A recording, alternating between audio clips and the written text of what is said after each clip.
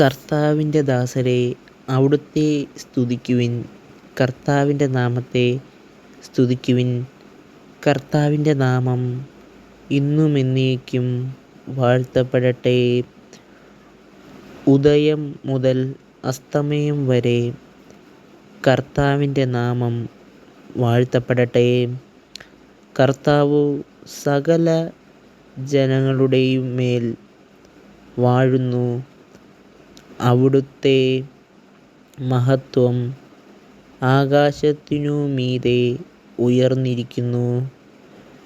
നമ്മുടെ ദൈവമായ കർത്താവിനു തുല്യനായ രണ്ടു അവിടുന്ന് ഉന്നതത്തിൽ ഉപവിക്ഷിതനായിരിക്കുന്നു. അവിടുന്ന് കുനിഞ്ഞ് ആകാശത്തെയും ഭൂമിയെയും നോക്കുന്നു. അവിടുന്ന് ദരിദ്രനെ പൊട്ടിയിൽ നിന്ന് ഉയർത്തുന്നു,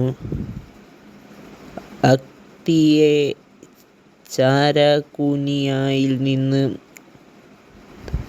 ഉദ്ധരിക്കുന്നു. അവനെ പ്രഭുക്കന്മാരോടൊപ്പം തൻ്റെ ജനത്തിൻ്റെ പ്രഭുക്കന്മാരോടൊപ്പം ഇരുത്തുന്നു. അവിടുന്ന് വന്ധ്യതയ്ക്കു സത്യം കൊണ്ടിരിക്കുന്ന മക്കളെ നൽകി അവളെ സന്തുഷ്ടയായിരിക്കുന്നു. കർത്താവിനെ സ്തുതിക്കുവിൻ. ഇസ്രായേൽ ഈജിപ്തിൽ നിന്നു പുറപ്പെടുമ്പോൾ യാക്കോബിൻ്റെ ഭവനം അന്യഭാഷ സംസാരിക്കുന്നു. ജനതകളുടെ ഇടയിൽ നിന്ന് പുറപ്പെടുമ്പോൾ യൂദയ അവിടുത്തെ വിശുദ്ധനാമം, ഇസ്രായേൽ അവിടുത്തെ സാമ്രാജ്യവും ആയി. അതു കണ്ട് കടൽ ഓടിയകന്നു, ജോർദാൻ പിൻവാങ്ങി.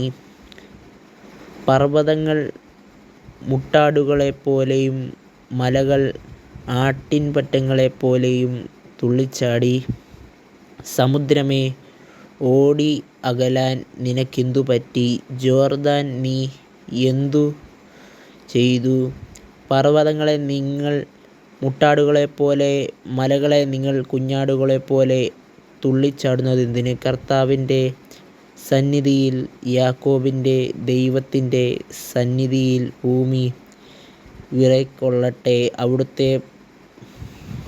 അവിടുന്ന് പാറയെ ജലാശയമാക്കി, കീതങ്ങൾ നിറവൂറട്ടെ. നിങ്ങൾ ദൈവത്തിനായി ഈ ചാനൽ സബ്സ്ക്രൈബ് ചെയ്യുക.